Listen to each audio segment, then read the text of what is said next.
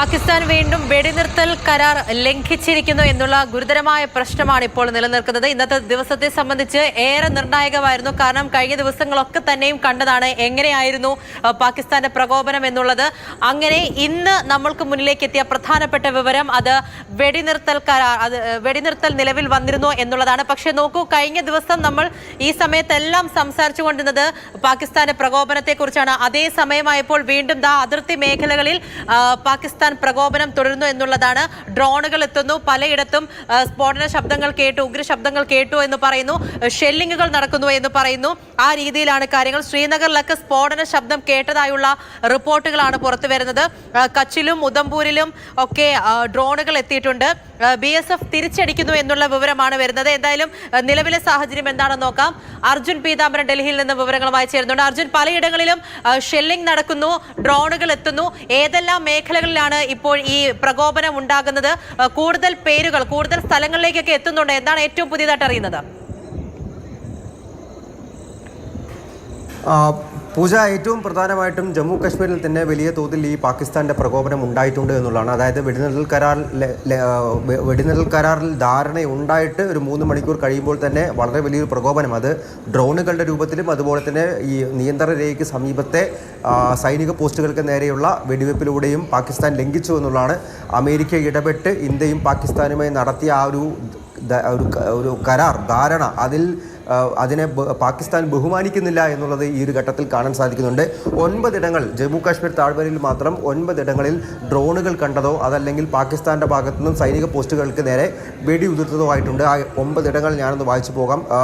ഉദ്ധംപൂർ, അഖ്നൂർ, നൌഷേര, പൂഞ്ച്, രജൌരി, മേന്ദാർ, ജമ്മു, സുന്ദർബനി, ആർഎസ്പുര, ഈ 9 ഇടങ്ങളിലും പാകിസ്ഥാൻ്റെ ഡ്രോണുകൾ കണ്ടെത്തിയിട്ടുണ്ട്. അതല്ലെങ്കിൽ അവരുടെ ഭാഗത്തു നിന്നും നമ്മുടെ സൈനിക പോസ്റ്റുകൾക്ക് നേരെ വെടിയുതിർത്തിട്ടുണ്ട്.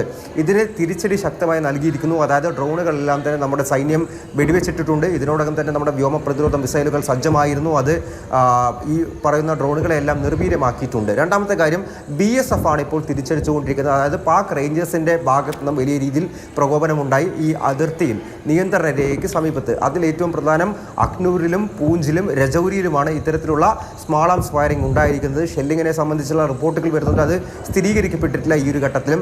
ഈ വലിയ പൊട്ടിത്തെറി ശബ്ദം ഉണ്ടായത് പലതും ഇത്തരത്തിൽ ഡ്രോണുകൾ വന്നത് നമ്മൾ വെടിവെച്ചിട്ടതിൻ്റെ സ്ഫോടന ശബ്ദം തന്നെയാണ് ശ്രീനഗറിലടക്കം കേട്ടിട്ടുള്ളത്. പക്ഷേ അവിടെ അടക്കം ഈ ഡ്രോണുകൾ വന്നു എന്നുള്ളത് തന്നെയാണ് ഏറ്റവും പ്രധാനപ്പെട്ട കാര്യം. പാകിസ്ഥാൻ്റെ ഭാഗത്തു നിന്നും പ്രകോപനം ഉണ്ടായി എന്നുള്ള കാര്യം അത് തന്നെയാണ്.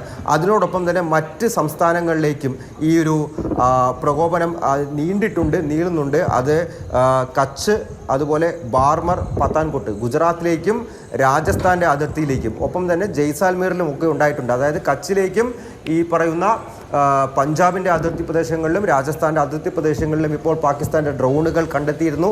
അത് വെടിവെച്ചിട്ടുണ്ട്. ഒപ്പം തന്നെ ഈ ഉദ്ധംപൂരിലും പത്താൻകോട്ടിലും ബാർമേഡിലും കച്ചിലും അഖ്നൂർ, പൂഞ്ച്, രജൌരി പോലെയുള്ള മേഖലകളിലും ശ്രീനഗറിൽ ഉൾപ്പെടെ ഇപ്പോൾ ബ്ലാക്ക് ഔട്ടാണ്. സുരക്ഷാ നടപടിയുടെ ഭാഗമായിട്ടാണ് ഈ ബ്ലാക്ക് ഔട്ട് ഇപ്പോൾ എന്തായാലും ഉണ്ടായിരിക്കുന്നത്. പക്ഷേ ഈ വെടിനിർത്തൽ കരാർ എവിടെ പോയി എന്നുള്ളതാണ് ഏറ്റവും വലിയ ചോദ്യം ഈ ഒരു മണിക്കൂറിൽ നിലനിൽക്കുന്നത്. അത് ജമ്മു കാശ്മീർ മുഖ്യമന്ത്രി ഒമർ അബ്ദുള്ള ആ ഒരു ചോദ്യം ഇപ്പോൾ ആവർത്തിക്കുന്നുമുണ്ട്. അമേരിക്കയുടെ അവകാശവാദ പ്രകാരം അവരുടെ ഇടപെടൽ, അവരുടെ മധ്യസ്ഥതയിൽ ഇന്ത്യക്കും പാകിസ്ഥാനും ഇടയിൽ നടത്തിയ ആ ഒരു വെടിനിർത്തൽ ധാരണ, അതിപ്പോൾ എവിടെ പോയി? ആ കരാറിനെ പാകിസ്ഥാൻ ബഹുമാനിച്ചില്ല, പിന്നീട് നമ്മൾ തിരിച്ചടിക്കുകയും ചെയ്തു. അതുകൊണ്ട് തന്നെ ടെക്നിക്കലി ആ ഒരു വെടിനിർത്തൽ കരാർ അത് പാലിക്കപ്പെട്ടില്ല, അല്ലെങ്കിൽ അത് പരാജയപ്പെട്ടു എന്ന് നമുക്ക് പറയേണ്ടി വരും. പാകിസ്ഥാൻ്റെ ഭാഗത്തു നിന്നും പ്രകോപനം ഉണ്ടായതിനെ തുടർന്ന് തന്നെയാണിത്.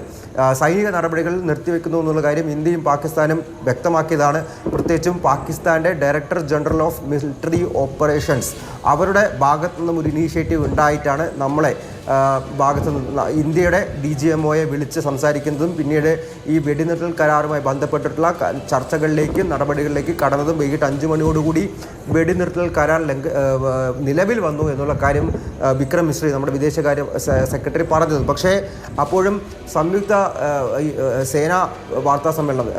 സേനാ ഈ വക്താക്കളുടെ വാർത്താ സമ്മേളനത്തിൽ പറഞ്ഞൊരു കാര്യമുണ്ട്. നമ്മൾ തൽസ്ഥിതിയാണ് ഇപ്പോൾ തുടരുന്നത്. അതായത് സൈനിക ഡിപ്ലോയ്മെൻറ്റുകൾ, വിന്യാസങ്ങൾ പിന്നോട്ട് വലിക്കുന്നില്ല, സേനാ പിന്മാറ്റം ഉണ്ടാകുന്നില്ല.